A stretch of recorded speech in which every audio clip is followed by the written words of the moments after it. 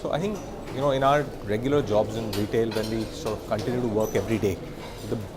and we seek through solutions, sometimes things go great, sometimes they may not be going great, as we're seeing same-store growth is being under strain, coming under strain for the last some period of time. But I think when you come to a forum like IRF, you see a plethora of not just numbers, presentations, but also dimensions and point of views from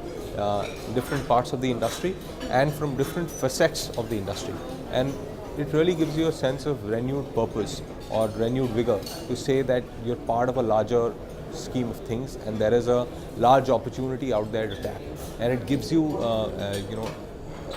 significantly, if I can say, new dimensions to think about in terms of really running your business. And that to me is the crux of IRF, of being able to meet,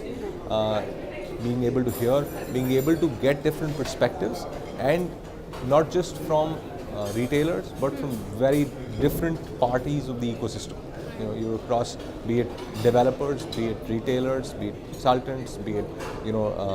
technology players, be it providers in the retail space. So just a plethora of dimensions and point of views, and each of them see and interact with many people. So they are able to add significantly to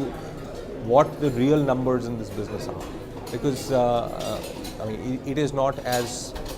published an industry, if I might, as some of the other industries been in the business for a longer time. Not too many players in a very, very large business are listed. So it is only a few large players who are listed, and therefore, knowing what's happening and what is going well, what is not going well, is really dependent upon meeting, interacting, and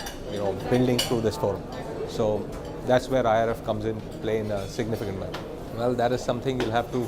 come and look for at the event, but clearly we are hoping to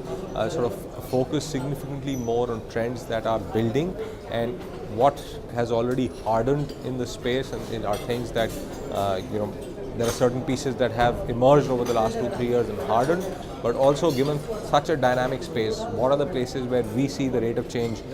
being very significant over the next 3 to 5 years, and where retail businesses should focus their efforts, investments and money over the next year.